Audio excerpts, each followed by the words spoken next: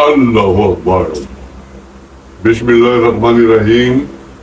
Alhamdulillah Rabbil Alamin. Isang mapagpalayang araw po sa ating lahat, mga kaibigan. Ito po ang Kawal ng Demokrasya, Kawal ni Carbonell.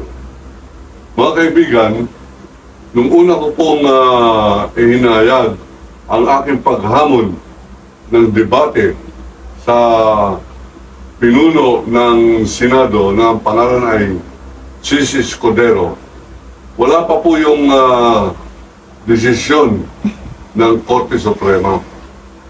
Hindi po nababago yung ating pong paninindigan. Hindi po tayo magbabago ng schedule. Uulitin ko ang ating pong hamon. Hinahamon ko ang Senate President ng Senate of the Philippines ng public debate. Yung po bang walang partido-partido, magdala kayo ng bodyguard ninyo kung kailangan nyo. Pero dadalhin ko rin itong aking Chris. Ganun pa man, tuloy po ang aking pong paghamon. Ang petsa na itinakda po natin, 9/11, September 11. Saan? Sa Plaza Miranda. Saan po ang Plaza Miranda? Nandiyan po yan sa tapat ng Quiapo Church, yung Church of the Black Nazarene, kung saan nakakaroon ng translasyon, parade or procession tuwing January 9. Ito po ay 9 din, pero September 9, ang araw ay 11. Tuloy mga kaibigan, nananawagan po tayo sa ating pong mga kaibigan, diyan po sa Alpha Phi Omega Fraternity, doon na rin po sa tinuturing ng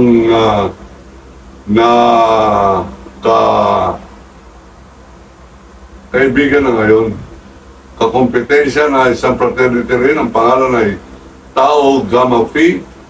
Abay, nire-respeto po natin yung mga member po ng Tau Gamma Phi. Bagamat magkaiba po kami ng fraternity, iisa lamang po ating bansa. At yan ay ating pong papairalin.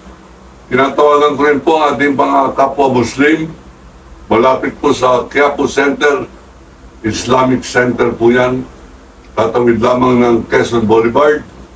Eh, nandyan na po yung Plaza Miranda. Alam po ninyo, ang Plaza Miranda, yan po ay kahawig ng mga Freedom Park sa London at sa Germany, na kung saan, pagka meron kang gusto ihayag sa gobyerno, hindi ka didemanda, hindi ka sasaktan, ikaw ay malaya magsasalita. Yan ang ating pong lugar ng araw, Plaza Miranda. Ika nga ni Ronald Llamas, masyado kang mautak. Kawandi, bakit? Niyaya mo sila, hinamon mo sila, dyan sa Plaza Miranda, home court po yun. Home court crowd yan, kumbaga sa basketball kabisado ko. Hindi po ako magpapalingoy-lingoy. Opo, pero pantay po ang laban. Kapag papamiliin ko sila ng kanilang mga kondisyones. Una, gusto nyo ng English? Eh, dyan po tayo train. Ako po ay professor sa English. Ako ay manunulat. Ang libro ko po, katunayan ay patuloy na tinatangkilik ng mga naniniwala po sa ating programa. Ito pong ginawa kong libro ng panahon po ni Duterte ito. Pinagbawal niya sa National Bookstore na ito ay benta. Tinuloy ko pa rin pagbibenta sa pamamagitan po ng online. Ito po ay A Country Run Like Hell. Sa Tagalog, isang bansa na pinapatakbong parang impyerno. Kaya nga po nung naghamunan kami ng duelo ni Baste, ang sabi ng matandang Duterte na tumakbo sa hamon niya nung araw laban sa akin, sumuko po yan, tumakbo yan parang asong ulul. Yan po si Rodrigo Roa, tatay digong ninyong mga demonyo, Duterte. Ayan po ang kanyang picture. Yan ang picture ni Duterte. Ngayon, pag inakala ninyo hindi ko masyadong hawig, eh medyo mas pogi po tayo ng konti rito. ang author po ay nandyan. Yung mga bumibili ng libro na ito, maaari mas pogi pa po sa atin. Ito po yung madali po ninyong bili. Andito po yung telephone number. Iti-text lamang ninyo ang full name ninyo, address, papadala na po kayo. Pag natanggap ninyo, at saka lamang kayo mag-GCash ng 1,000, diyan po sa number na amin pong ibibigay. Pwede na rin po dyan sa numero na yan. Maraming salamat po sa mga patuloy na nagko-comment sa atin po. Patuloy po na bumibili po ng ating aklat at nagpapakalat nitong ating pong programang Kawan ng Demokrasya. Ngayon, uulitin ko po pamamahayag, hinahamon ko si Chis Escudero sa isang debate. Kung gusto niyang English po. Kung ayaw niya, Tagalog. Sige rin. Kung gusto niya, Ilocano, makakalamang po tayo ng konti niya kasi Bicolano itong si Duterte. Kaya lang, baka hindi Duterte? Po, ito si Escudero, sorry. Nagiging magkamukha na kasi sila. Maputi lamang itong si Escudero. Pero yung pag-uugali, pag-iisip ng kababuyan, pareho. Opo, narinig po ninyo yung sinabi ko. Pag-iisip na kababuyan, pareho sila. Sapagkat ang pinagtatanggol nila ay korupsyon. Ang pinaiiral nila ay EJK. At ang kanilang loyalty ay sa China. Mga traidor. At siya po ay ating lalabanan. Ngayon, porque matatapang naman kayo, mga, si Escudero, Bicolano, ako po ay Ilocano, balik Islam, therefore Muslim. Hindi po tayo nagpapatapangan ng lahi. Makatotohanan lamang at patibayan ng paninindigan. Yan po labanan dito. At ito po yung open. Kung sa English, ipapairalin po namin yung parang collegiate type of debate. Yung pong Lincoln-Douglas debate, meron pong proposition, merong alternative side, merong affirmative side, merong negative side. Ayun po ang Lincoln-Douglas debate. At ang mananalo, ang mag-uusga, taong bayan. Kayo na mga nanonood dito po sa ating YouTube, kayo ang huhusga. Pero kailangan sumipot muna yung kalaban. At ang warning ko rito, pag hindi kayo sumipot, magrarally ako doon mag-isa. Ako lamang magtatalumpati kung wala kayo. Ganun talaga eh. Nung hinamon ako ng barilan ni Duterte, hindi siya sumipot. Hindi naman ako mamamaril doon sapagkat walang kalaban.